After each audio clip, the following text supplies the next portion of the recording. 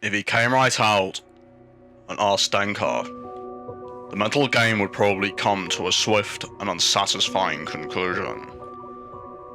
They would narrow their paths down to some common experience, a train trip, a boat ride, possibly even the camp.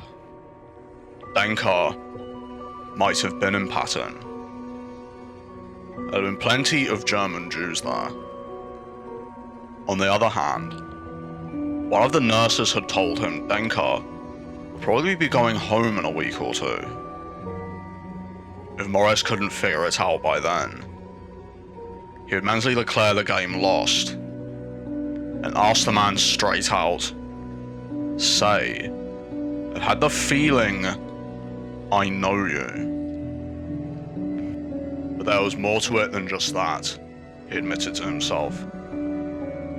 There was something in his feelings, a nasty sort of undertow, that made him think of that story, The Monkey's Paw, where every wish had been granted as the result of some evil turn of fate.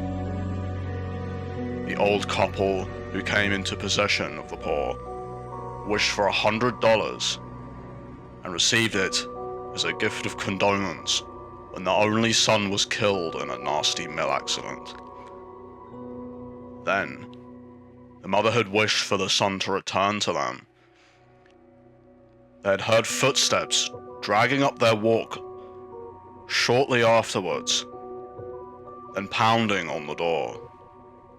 A perfect fusillade of blows.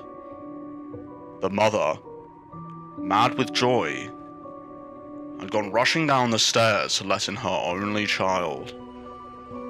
The father, mad with quite another emotion, scrabbled through the darkness for the dried paw, found it at last, and wished his son dead again. The mother threw the door open a moment later, and found nothing on the stoop but an eddy of night wind. In some way, Morris felt that perhaps he did not know where he and Denka had been acquainted. That his knowledge was like the son of the old couple in the story, returned from the grave, but not as he was in his mother's memory, returned instead, horribly crushed, and mangled from his fall into the gnashing, whirling machinery. He felt that his knowledge of Denka might be a subconscious thing, pounding on the door between that area of his mind and that of rational understanding and recognition, demanding admittance, and that another part of him was searching frantically for the monkey's paw, or its psychological equivalent, for the talisman that would wish away the knowledge forever.